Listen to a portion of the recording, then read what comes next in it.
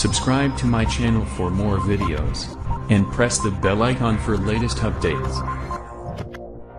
बिस्मिल्लाहिर्रहमानिर्रहीम। Dear student, आज का जो हमारा टॉपिक है वो नर्वस कोऑर्डिनेशन का एंड है और आज हमने डिस्कस करना है नर्वस डिसऑर्डर्स को। नर्वस डिसऑर्डर का मतलब क्या है? बेसिकली नर्वस सिस्टम के अंदर अगर कहीं भी कोई प्रॉब्लम आ जाए और जिसकी वजह से जो नर्वस सिस्टम है वो प्रॉपरली फंक्शन परफॉर्म ना करे तो इस कंडीशन को हम कहते हैं नर्वस डिसऑर्डर। तो 3 नर्वस डिसऑर्डर्स आपकी बुक में मेंशन किए गए हैं। सबसे पहला है पार्किंसन डिजीज़। तो ये डिजीज़ सबसे पहले पार्किंसन ने डिस्कवर किया था, इसको डिस्क्राइब किया था, इस वजह से इसको पार्किंसन डिजीज़ कहते हैं। तो ये एक ऐसा नर्वस डिसऑर्डर है जिसमें बॉडी के अंदर नर्वस डिसऑर्डर है करेक्टराइज, जिसकी पहचान ये है कि इनवॉलेंट्री ट्रेमर्स। इनवॉलेंट्री से क्या मुराद है कि इंसान की मर्ज़ी के मुताबिक नहीं। आपने अक्सर देखा होगा काफ़ी सारे लोग जब बुढ़ापे के अंदर आते हैं तो उनके हाथ ऐसे कपकपा रहे होते हैं। तो ये जो बॉडी की शिवरिंग है, कपकपाना है, इसको हम कहते हैं इनवॉलेंट्री ट्रिमर्स। अब ये इंसान अपनी मर्ज़ी के मुताबिक नहीं करता बल्कि ये बॉडी में खुद ब खुद हो रहे होते हैं पार्किंसन डिजीज़ की वजह से। तो पहला जो सिम्टम आपने जहन में रखना है कि बॉडी में शिवरिंग होना शुरू हो जाती है, उसकी बॉडी लरजना शुरू हो जाती है, इनवॉलेंट्री ट्रिमर्स इसको कहा जाता है। अच्छा, दूसरी कंडीशन ये है कि डिमिनिश्ड मोटर पावर, जो मूवमेंट है बॉडी की वो आहिस्ता आहिस्ता कम होना शुरू हो जाती है। मोटर पावर यूजुअली मूवमेंट से रिलेटेड है, स्केलेटल मसल्स की मूवमेंट से रिलेटेड है मोटर पावर। यानी आप देख सकते हैं कि वो लोग जिनके हाथ में ऐसे ट्रेमर्स वगैरह होते हैं, शिवरिंग होती है, अगर उनको आप पानी के गिलास वगैरह पकड़ाने की कोशिश करें वो सही तरह पकड़ नहीं सकते, उनके ऐसे हाथ लरज रहे होते हैं क्योंकि जो हाथों की ताकत है वो क्या हो जाती है, ख़त्म हो जाती है। उसके बाद रिजिडिटी, बॉडी की सख्ती ख़त्म हो जाती है। यानी जैसे हमने हाथ ये मजबूत करके थामा हुआ है वो ये ऐसा नहीं कर सकते बल्कि उनकी बॉडी में हर वक्त क्या रहेगी, शिवरिंग रहेगी ऐसे। तो ये तीन बात अपने याद रखनी है कि इस बीमारी की पहचान ये है इनवॉलेंट्री ट्रिमर्स के हाथ कपकपाना शुरू हो जाते हैं, डिमिनिश्ड मोटर पावर, काम करने की जो सलाहियत है, जो ताकत है, मजबूती है वो ख़त्म हो जाती है, एंड रिजिडिटी, और हाथों की, पाँव की, जिस्म की सख्ती ख़त्म हो जाती है। The mental faculties are not affected. Mental faculties का क्या मतलब है? मेंटल फैकल्टीज़ कहते हैं हमारी सोचो विचार को, हमारे फैसला करने की सलाहियत को, हमारे जज्बात, ये चीज़ें नहीं इफ़ेक्ट होती। यानी आप कह सकते हैं अक्सर बूढ़ों से मशवरा कर रहे होते हैं हमने ये काम कैसे करना है, हालांकि उनके हाथ लरज रहे होते हैं।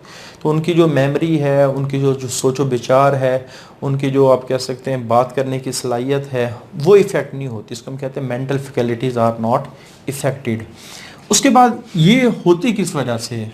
इस बीमारी के बारे में ये बिलीव किया जाता है, ये ख्याल किया जाता है टू बी कास्ट, इसका जो मेन सबब है वो क्या है कि कुछ ब्रेन के हिस्सों में सेल डेथ होना शुरू हो जाती है with the passage of time.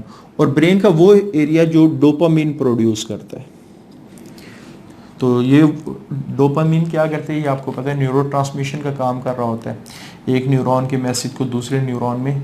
तो जो मोटर एरिया है ब्रेन का, जो ज़्यादातर मूवमेंट से रिलेटेड है, उसमें ज़्यादातर जो न्यूरो ट्रांसमिशन होती है वो डोपामीन की वजह से होती है।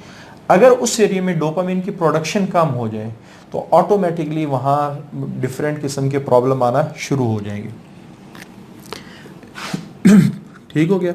तो आपने काज इसका जहन में रखना है कि ये ब्रेन के उस हिस्से में सेल डेथ अगर हो जाए किसी भी वजह से जो डोपामीन प्रोड्यूस करता है, तब पार्किंसन डिजीज़ होना शुरू हो जाती है। उसके बाद ऑनसेट ऑफ डिजीज़। ऑनसेट कहते हैं बीमारी शुरू कब होती है। ऑनसेट किसको कहा जाता है? बीमारी शुरू कब होती है। तो यूजुअली ये बुढ़ापे की बीमारी है, 50 से 60 साल बाद ये शुरू होती है। 50 से 60 साल बाद आपने देखो काफ़ी सारे बूढ़ों के अंदर ये शिवरिंग स्टार्ट हो जाती है, लेकिन ये बीमारी बहुत आहिस्ता आहिस्ता आगे बढ़ती है। इट इज़ स्लोली प्रोग्रेसिव, और इसकी वजह से चूँकि मेंटल फैकल्टी वैसे इफेक्टेड नहीं होती, जो पेशेंट है वो काफ़ी लंबे अरसे तक ज़िंदा रह सकते हैं। यानी आप कह सकते हैं अगर ये 60 साल की उम्र में ये शिवरिंग स्टार्ट हुई, इतनी पहले हल्की हल्की बॉडी में शिवरिंग हो रही होती, हो सकता है 90-100 साल की उम्र में शिवरिंग थोड़ी सी ज़्यादा इंक्रीज़ हो बस। तो ये बहुत आहिस्ता आहिस्ता आगे बढ़ती है बीमारी। यानी एक आहिस्ते आहिस्ते जब आगे बढ़ी गई तो पेशेंट को ज़्यादा इफेक्ट नहीं होता और पेशेंट क्या करता है, वो ज़िंदा रह जाता है। तो पेशेंट में लिव फॉर मैनी ईयर्स। दूसरी वजह क्या है, एक तो ये है ना कि इंसान का वक्त के साथ साथ जो ब्रेन की एक्टिविटी कम होना शुरू हो जाती है, मुख्तलिफ़ किस्म के जो सेल हैं वो डेड होना शुरू हो जाते हैं, तो इस वजह से ज़्यादातर इस तरह की बीमारी बुढ़ापे में लगती हैं। लेकिन अगर खुदा न खास्ता किसी के सर पे चोट लग जाए, हेड ट्रॉमा कहते हैं सर पे चोट लगने को, तब भी ये बीमारी जवानी में भी हो सकती है। आगे इसका ट्रीटमेंट क्या है, क्योंकि यहाँ डोपामीन की कमी होती है, वो ब्रेन का एरिया जिसमें ऐसे सेल की डेथ हो जाती है जो डोपामीन प्रोड्यूस करते हैं। तो अगर हम इसको, एक मेडिसिन है जिसका नाम है एल डोपा, जो बॉडी में जाके डोपामीन में कन्वर्ट हो जाती है, एल डोपा। तो जाहिर बात है जब बॉडी में, ब्रेन में डोपामीन की कमी अगर पूरी हो जाए तो फिर आप कह सकते हैं उसको किसी हद तक रिकवर किया जा सकता है। लेकिन यहाँ एक प्रॉब्लम आता है, जब हम एल डोपा को सिस्टेमिकली देते हैं यानी ब्लड के ज़रिए से देते हैं, तो ब्लड में कुछ एंजाइम ऐसे होते हैं जो इस एल डोपा को तोड़ देते हैं, ब्रेन तक बहुत कम अमाउंट पहुंचती है। अगर हम डोज को बढ़ाएं तो इसका नुकसान ही होगा कि ब्लड में ही साइड इफ़ेक्ट ज़्यादा आना शुरू हो जाएंगे। तो फिर एक ऐसी प्रोटीन अभी डिस्कवर हुई है जिसके ऊपर अभी एक्सपेरिमेंट हो रहे हैं लेबॉर्ट्री के अंदर, मुख्तलिफ़ किस्म के मंकीज़ और रैट्स के ऊपर ये एक्सपेरिमेंट किए गए हैं, जिसका नाम है GDNF। तो ये एब्रीवेशन किसका है, ये आपने एब्रीवेशन भी याद रखना है और उसका पूरा नाम भी याद। ये वेरी इंपॉर्टेंट शॉर्ट क्वेश्चन है, इसको आप VIP शॉर्ट क्वेश्चन कहें। GDNF, glial cell line drive neurotrophic factor, glial cell line drive neurotrophic factor GDNF। तो ये एक नेचुरली अक्रिंग प्रोटीन्स है और इसका काम क्या है, जब ये एल डोपा से पहले यानी डोपामीन देने से पहले जब लेबॉर्ट्री के लैब्स रैट्स को और आप कह सकते हैं मंकीज़ को पहले GDNF प्रोटीन दी गई और बाद में डोपामीन मेडिसिन दी गई, तो देखा गया है कि जो डोपामीन के ब्रेन तक पहुंचने की रफ्तार है वो बढ़ गई। तो जितनी ज़्यादा ब्रेन के अंदर डोपामीन पहुंचेगी उतनी ही बीमारी से रिकवरी होगी। तो बूस्ट अपटेक ऑफ डोपामीन, कि इसने डोपामीन की जो अपटेक है बाय द ब्रेन ने उसको जो हासिल करना है वो बढ़ा दी। When deliver to lab rat, जब एक्सपेरिमेंट में लेबॉर्ट्री के चूहों को और बंदरों को दी गई, और मे बी GDNF में भी पॉसिबल है कि फ्यूचर में इंसानों में इस्तेमाल हो इस बीमारी को ठीक करने के लिए। तो इसके ट्रीटमेंट में दो बातें आपने याद रखनी है, एल डोपा मेडिसिन है और GDNF एक प्रोटीन है जो एल डोपा की अपटेक को बढ़ा देता है, ब्रेन तक ज़्यादा से ज़्यादा एल डोपा पहुँचती है। उसके बाद एपिलेप्सी, ये यूजली एक कॉमन सी डिजीज़ है, आप लोगों ने कब सुना भी होगा कि शख्स को मिर्गी का दौरा पड़ गया। अगर कभी किसी ने ऑब्जर्व किया तो जिसको मिर्गी का दौरा पड़ता है तो उसकी बॉडी ना, आप कह सकते हो उसकी बॉडी में झटके लगना शुरू हो जाते हैं, उसकी बॉडी लरजना शुरू हो जाती है, तो इसको हम कहते हैं ये एपिलेप्सी हो गई। तो इस वजह से बुक वाले ने जब इस एपिलेप्सी की डिजीज़ का इंट्रोडक्शन स्टार्ट किया तो यहीं से बात स्टार्ट की है, it is a convulsive disorder, कि बॉडी में झटके लगना शुरू हो जाते हैं क्योंकि नर्वस सिस्टम में प्रॉब्लम आ जाते हैं। ठीक है, अब नर्वस सिस्टम में प्रॉब्लम क्या आता है, अच्छा आपने ये बात याद रखनी, जो एपिलेप्सी का अटैक होता है, अटैक से क्या मुराद है, इंसान सही काम कर रहा होता है, अचानक ही उसको एपिलेप्सी का, अगर किसी को एपिलेप्सी की बीमारी, ये नहीं कि हर शख्स को होता है, अगर किसी को एपिलेप्सी की बीमारी है तो अचानक ही उसकी बॉडी में एपिलेप्सी का अटैक होगा, उसको झटके लगना शुरू हो जाते हैं, झटके लगना शुरू हो जाते हैं। तो इस वजह, और थोड़ी देर बाद वो अटैक दोबारा रिकवर भी हो जाता है, लेकिन उसका जो ड्यूरेशन है वो डिफरेंट हो सकता है, मे बी सेकंड्स में हो सकता है, मे बी मिनट्स में हो सकता है, मे बी आवर्स में हो सकता है। तो जो ड्यूरेशन ऑफ अटैक है वो डिफरेंट, और जो फ्रीक्वेंसी ऑफ अटैक है मे बी हो सकता है 1 साल बाद हो सकता है 2 महीने बाद हो सकता है 1 महीने बाद हो, जो फ्रीक्वेंसी है वो भी डिफरेंट होती है। यानी आप कह सकते हैं कि ये जो एपिलेप्सी का जब अटैक होता है तो ब्रेन में थोड़ी देर के लिए कुछ चेंजेस आती हैं और बाद में वो चेंजेस दोबारा रिकवर भी हो जाती हैं, बॉडी उसको रिकवर कर लेती है। तो इस वजह से वर्ड इस्तेमाल किया गया है एब्रप्ट, कि अचानक ही ये काम होता है, जो अटैक है वो बिल्कुल अचानक होता है, सडनली होते हैं, एब्रप्ट कहते हैं सडनली को, अचानक को। ट्रांजिएंट, और ये एक ऐसा अटैक है जो होता है और फिर रिकवर भी हो जाते हैं।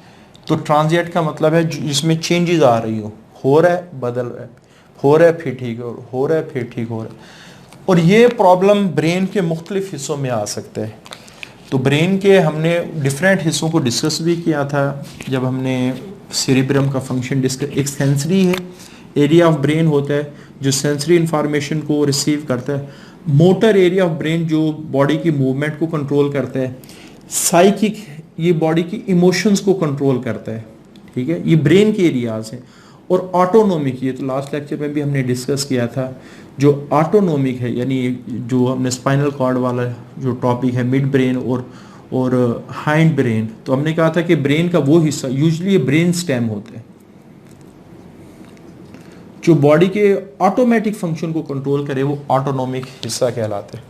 तो सेंसरी, मोटर, साइकिक, ऑटोनोमिक, तो ये ब्रेन के मुख्तलिफ एरियाज हैं जो मुख्तलिफ किस्म के फंक्शन परफॉर्म कर रहे हैं। इसका काम क्या है? सेंसरी इंफॉर्मेशन को रिसीव करना और उसको इंटरप्रेट करना।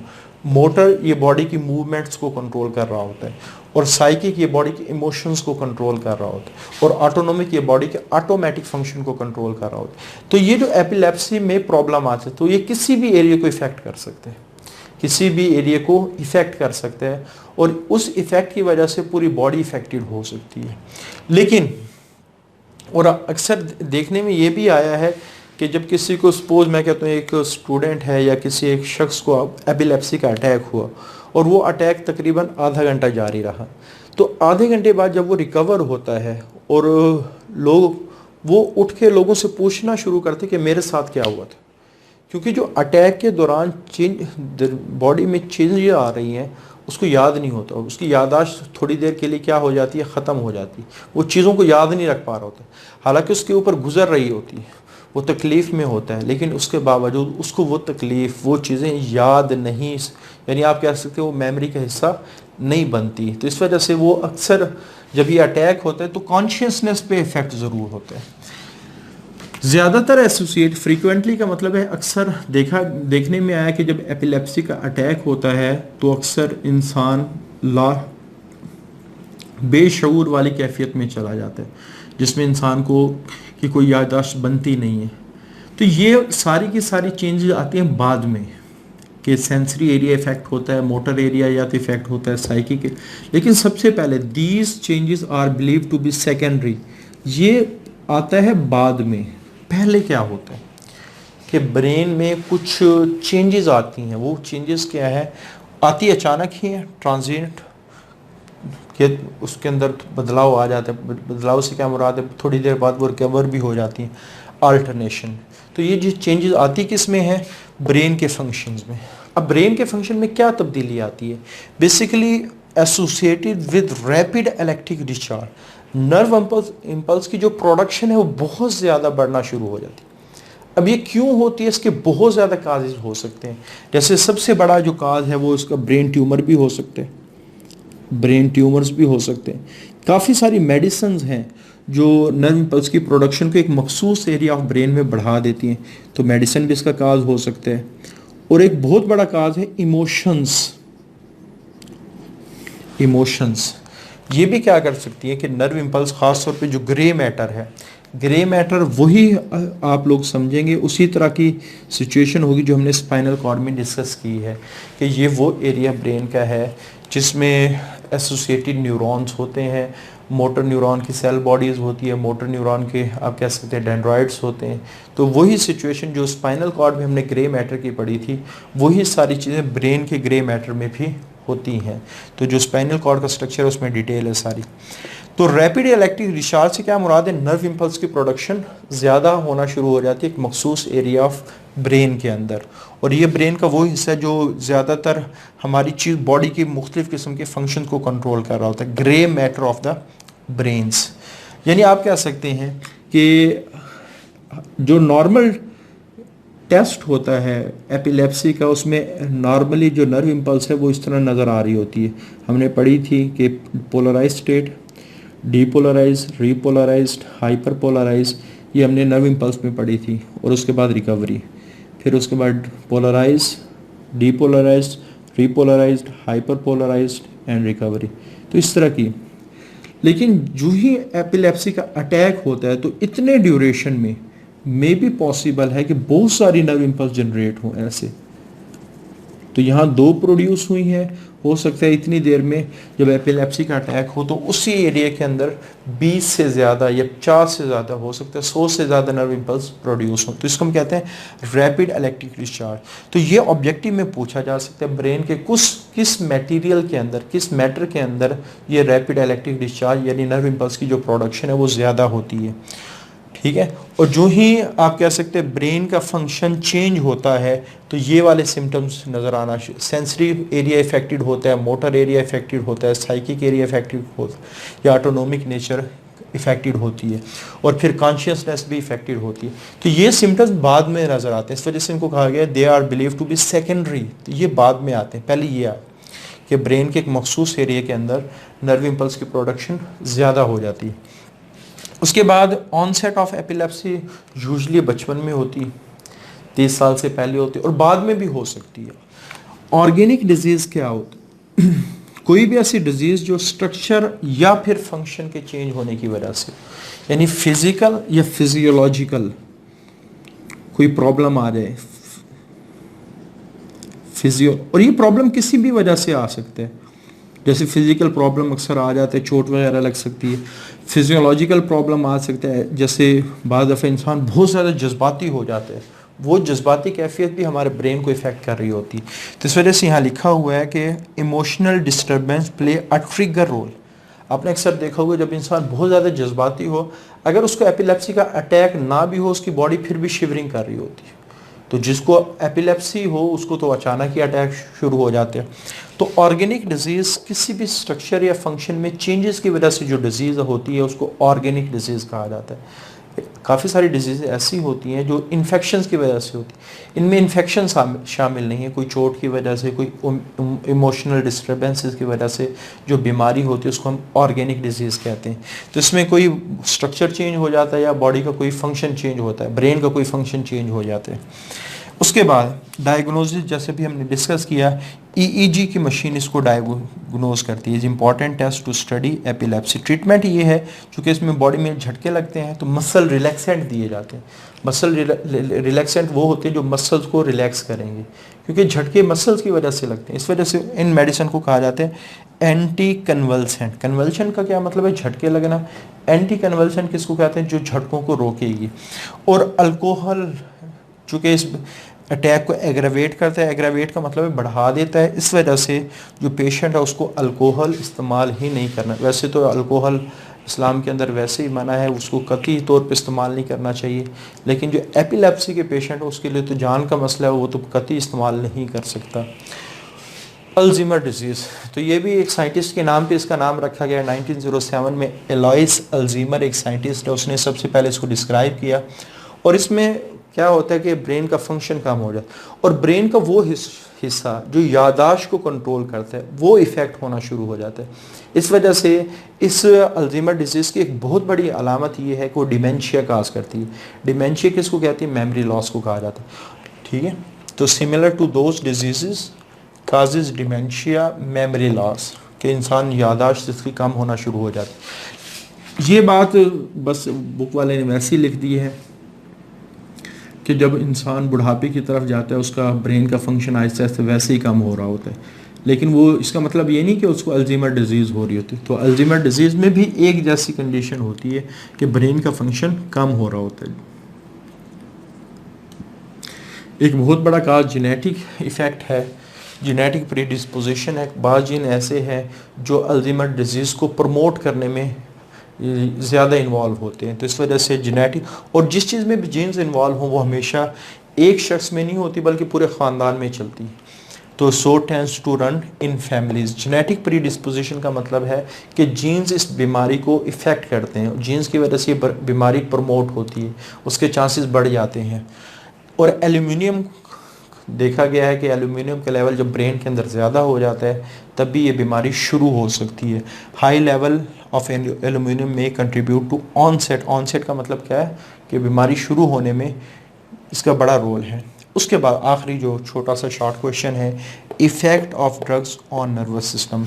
एक ही ड्रग आपकी बुक में मेंशन की है, निकोटीन। अच्छा, उसके बाद सबसे पहले जो बात लिखी गई, it effect the post synaptic membrane. तो हमने साइनेप्स का टॉपिक पढ़ा है, वो उसकी डिटेल अगर आपको लोगों के जहन में है तो ये बात आपको बड़ी आसानी से समझ में आ जाएगी। तो दो न्यूरॉन होते हैं, प्री साइनेप्टिक, पोस्ट साइनेप्टिक। जो प्री साइनेप्टिक न्यूरॉन है वो न्यूरोट्रांसमीटर रिलीज़ करता है, और पोस्ट साइनेप्टिक आप कह सकते हैं न्यूरॉन जो है उसके ऊपर रिसेप्टर होते हैं। ये न्यूरोट्रांसमीटर आके इस पे बाइंड करते हैं, और बाइंड करने के बाद इसमें नर्व इम्पल्स जनरेट होती है। तो आप ये समझ लें कि ये न्यूरोट्रांसमीटर का काम करता है दोनों किस्म के एरियाज़ में, CNS और PNS। CNS में भी ये न्यूरो ट्रांसमिशन का काम कर सकती है, और PNS के अंदर भी, यानी पेरिफेरल नर्वस सिस्टम में भी ये न्यूरो ट्रांसमिशन का काम। क्यों? उसकी वजह क्या है? क्योंकि इसने कॉपी करनी है। मिमिक्स का मतलब है कॉपी करना, नकल उतारना। क्योंकि इसने एसिटाइल कोलिन की कॉपी करनी है, एसिटाइल कोलिन की कॉपी करनी। और किस पे करनी है? On nicotinic receptor. अब निकोटीनिक रिसेप्टर कैसे होते हैं? बेसिकली जब एसिटाइल कोलिन एक न्यूरॉन से निकल के आती है तो जो रिसेप्टर जिन पे एसिटाइल कोलिन ने बाइंड होना वो दो तरह के हैं।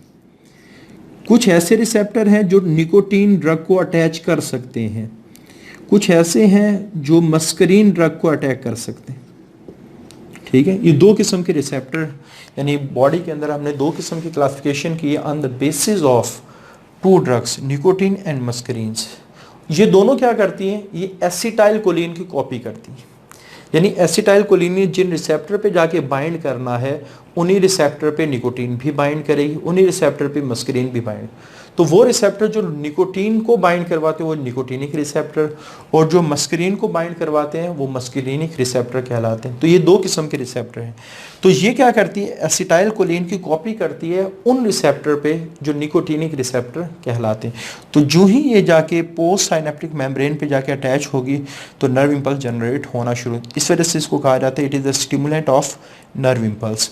आगे एसिटाइल कोलिन के बॉडी में मुख्तलिफ किस्म के एक्शन हैं, जैसे फॉर एग्जांपल हार्ट बीट को इंक्रीज करना, ब्लड प्रेशर को इंक्रीज करना, और हमारे डाइजेस्टिव सिस्टम की मोटिलिटी को इंक्रीज करना। जो मूवमेंट है हमारे डाइजेस्टिव सिस्टम की उसको इंक्रीज करना। अगर ये ज़रूरत से ज़्यादा हो जाए तो डायरिया भी हो सकता है, और अगर वोमिटिंग भी हो सकती है। वोमिटिंग से क्या मतलब? उल्टी हो सकती है। डायरिया से क्या मतलब? मोशन लग सकते हैं दोनों, क्योंकि मूवमेंट वो आप कह सकते हैं डायरिया का भी बायस बन सकती है। डायरिया भी ज़्यादा तेज़ी इस मूवमेंट की वजह से होती है, और जो उल्टी आना वो भी डाइजेस्टिव सिस्टम की मूवमेंट की वजह से होता है। और लास्ट में ब्लड प्रेशर ये कैसे इंक्रीज करती है? किडनी से पानी के निकलने के प्रोसेस को ये कम कर देती है। यानी पानी बॉडी में ही रिटेन रहता है, बॉडी ही पानी को प्रिजर्व रखती है, जिसकी वजह से ब्लड वॉल्यूम ज़्यादा हो जाता है, ब्लड प्रेशर के होने के चांसेस ज़्यादा होते हैं। तो ये बहुत ही इंपॉर्टेंट शॉर्ट क्वेश्चन है, काफ़ी दफ़ा पेपर में भी आया है कि निकोटीन के नर्वस सिस्टम के ऊपर क्या इफ़ेक्ट हैं। तो ये पोस्ट साइनेप्टिक मेम्ब्रेन पे अटैच होती है, CNS और PNS। क्योंकि ये अगर आपको याद हो हमने जो साइनेप्स वाला टॉपिक डिस्कस किया था उसमें एक बात हमने इम्पॉर्टेंट पॉइंट डिस्कस किया था कि जो एसिटाइल कोलिन वाहिद न्यूरोट्रांसमीटर है जो CNS में भी काम करता है, और CNS के बाहर जो PNS है उसमें भी काम करते हैं। तो इस वजह से ये दोनों को इफेक्ट कर रही होती है, क्योंकि इसने क्या करना है? एसिटाइल कोलिन की कॉपी करनी है। ठीक हो गया? तो ये जब अटैच होती है एसिटाइल कोलिन वाले रिसेप्टर पे तो वहाँ नर्व इम्पल्स को जनरेट करती है। आगे इसके इफेक्ट आप लोगों ने अच्छी तरह तैयार करें। तो ये नर्वस कोऑर्डिनेशन हमारी आज एंड हुई है। आगे हमने केमिकल कोऑर्डिनेशन को स्टार्ट करना है और इंशाल्लाह अगले लेक्चर से। आज के लिए इतना ही। अल्लाह हाफिज़।